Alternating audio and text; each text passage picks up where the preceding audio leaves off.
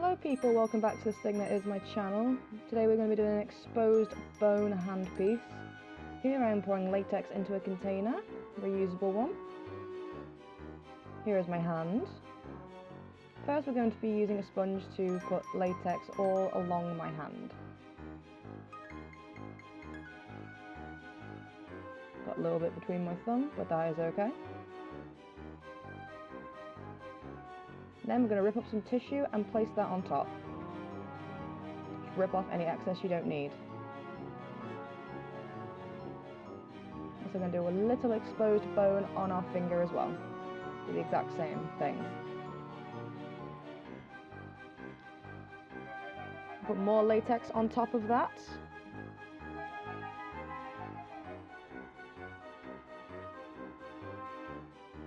Then get some more tissue and do the second layer.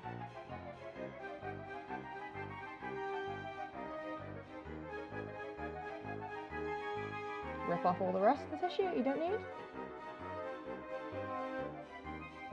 And do the same on the finger.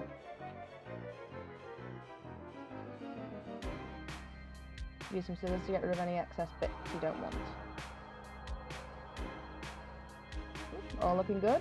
Put a little extra latex along the edges just to keep it nice and secure when you're moving your hand around doing things.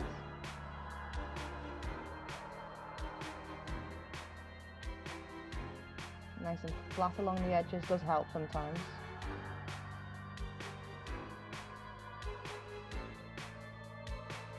Let it dry.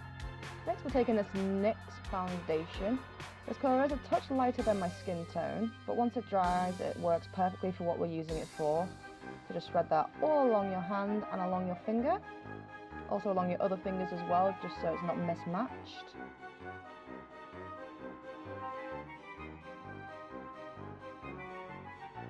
All along the fingers. Add a little more in case it's patchy like I did.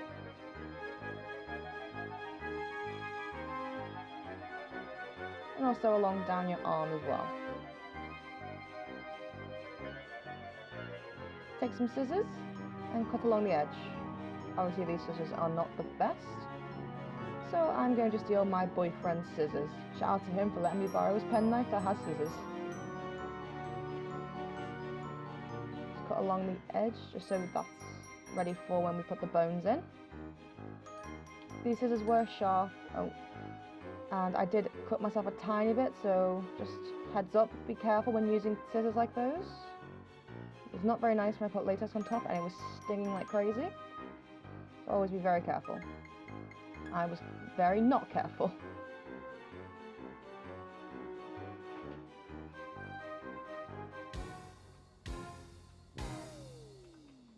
Oh, put your hand back in the screen, Hannah. Keep moving it. So just pull all the edges up so the bones have space to go underneath. Cut off any extra bits you don't really need. All open and ready. I'm going to do the same on the finger as well. For this one, all the tissue came up from the bottom layers, but it wasn't too bad because it was only tiny. It would have been an issue if it was a bigger piece, but it was all good.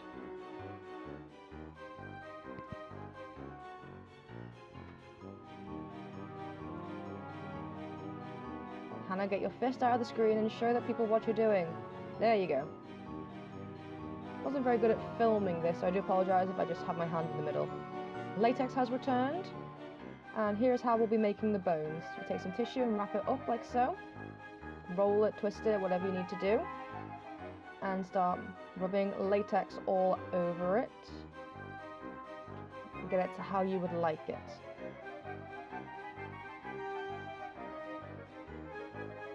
Put right next to my hand and cutting it to shape. A little bit of latex down to hold it in place a bit better, and just lift up the bits that are on the edge of your hands to hold them in. Cut off any bits you feel like you don't need as well.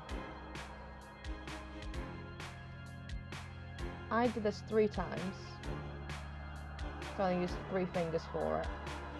But you can do 4 if you wanted.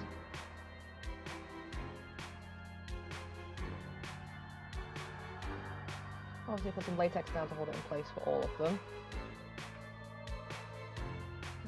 see what you're doing, Hannah. Bring your hand back. Latex to hold in place again. Oh, Hannah, bring your hand back over. Can't see what you're doing. There we go. Oh, no, she's... I'm gone again. I need to get better at this. A little bit more tissue just to hold it down in case it starts coming up from underneath. The final bone is now getting applied.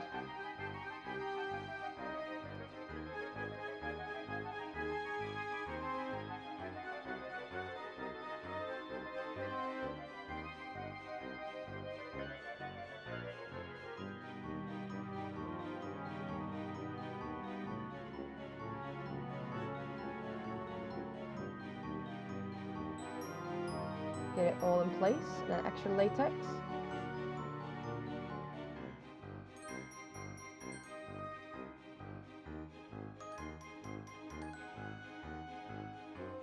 Lastly, we're going to be doing the small finger. This one was a bit tricky to get in because of how small it was, but managed to do it in the end. And the last bit of latex just to hold it down. Now you've got to let that dry.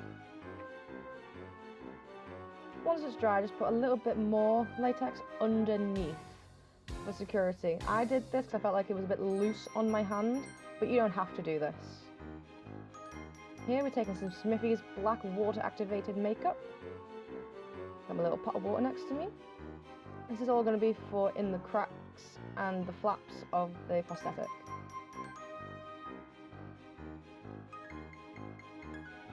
Didn't sit very well due to some latex still being a touch wet, but I wasn't too bothered because the end result made it look a little bit better in my opinion. Made the effect stand out a bit more. Just make sure you got all the holes and everything filled up, all ready for the blood.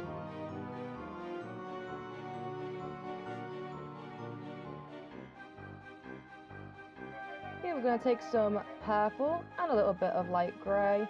We'll start off with the purple for some bruising effects. Place it down with the brush and then use your finger to blend it out.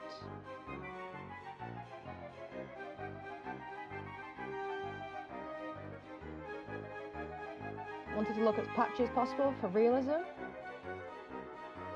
And obviously quite smudgy.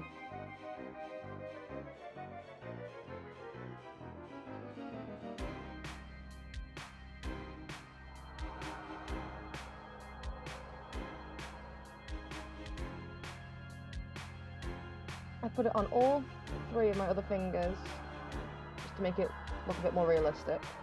Now we're going in with the grey.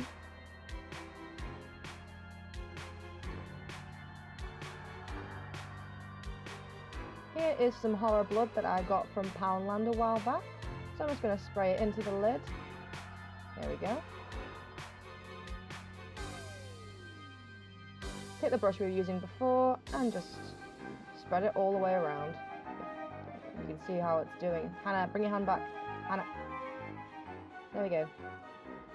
You can see it slightly. I need to get better at filming, clearly. Just spread the blood all the way around. Blend it as much as you can. I use the other end of this brush to do that.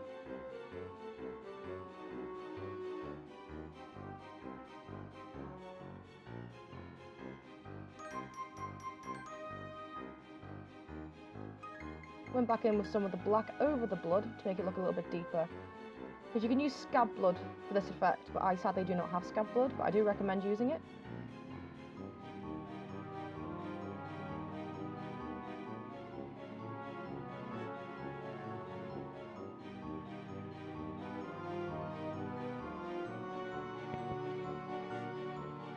It's getting all the cracks with the rest of the black. Oh, Hannah, bring your hand back. There you go. Keep putting my hand away. And here is the finished piece. Thank you all so much for watching. Don't forget to like, comment and